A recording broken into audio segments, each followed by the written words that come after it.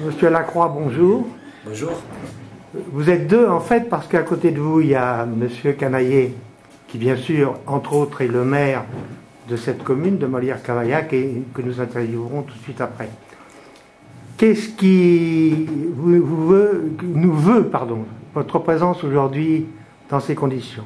Alors je suis là en tant que adjoint à la mairie, puis je suis surtout là en tant qu'ancien enseignant de cette école pendant une bonne vingtaine d'années avec mon épouse et après notre amie Françoise Miguero.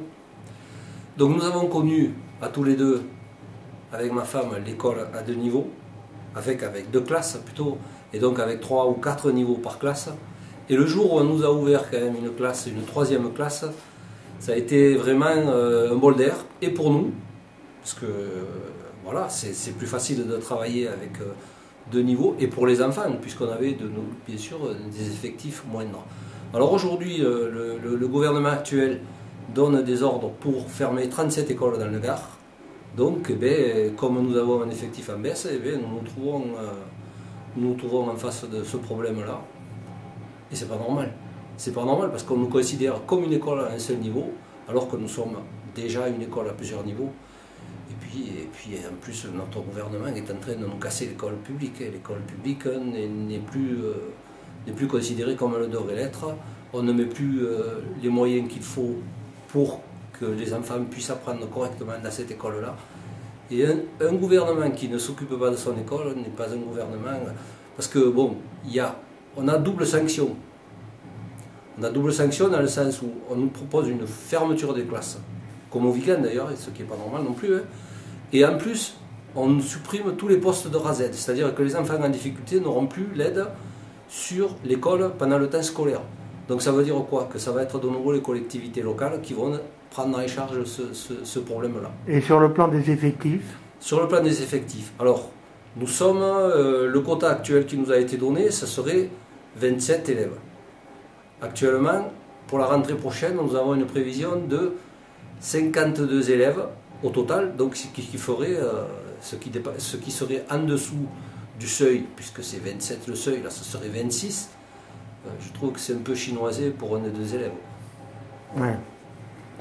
Après, vous êtes optimiste ou pessimiste sur l'avenir de cette mesure? Ce matin, on a vu Madame Mirande qui, bien sûr, elle n'est pas décideuse. Madame Mirande étant l'inspectrice de l'éducation nationale sur le secteur d'ici, du Liganais. Et ce matin, on a été reçu par M. Dijon, qui est un adjoint à l'inspecteur d'académie. Il nous a très bien reçus, hein. Il a bien écouté ce qu'on avait dit, il a bien entendu nos arguments. Maintenant, ce n'est pas lui non plus qui décide, c'est l'inspecteur d'académie qui va décider dans les jours qui viennent. Voilà. Alors, monsieur le maire, qu'est-ce que vous dites de tout ça? Oui, bonjour. Moi, je vais vous parler au niveau de l'aménagement du territoire, c'est-à-dire qu'on est en zone montagne, notre secteur Cévenol, et on est considéré comme si on était dans des zones urbaines, avec, comme disait Jean-Pierre, avec des classes uniques, tandis que nous, on a 5 ou 6 niveaux de classes, alors ce qui est un peu différent des zones urbaines. Et nous, en étant en zone rurale, nous sommes en zone en ZRR, comme vous devez le savoir, zone revitalisation, et nous nous sommes rapprochés de l'association des maires de la montagne, et il y a une circulaire qui dit que normalement, notre zone doit être prise en compte à ce niveau-là de zone de montagne. Donc les difficultés de ramassage scolaire, d'égalité de chance des élèves, parce que il y en a qui sont obligés de faire 1 heure de trajet supplémentaire le matin comme le soir. Donc moi je dis que les écoles, il faut les conserver au niveau rural. Si on ramène tout au niveau des villes, on n'aura plus d'égalité de chance de chaque élève sur le territoire national. Parce que là c'est une disparition des valeurs de l'école au niveau républicain. Je suppose qu'en tant que maire, la population actuellement est derrière vous. La population, les parents d'élèves sont très motivés et nous derrière, nous les soutenons au maximum de nos possibilités en tant qu'élus.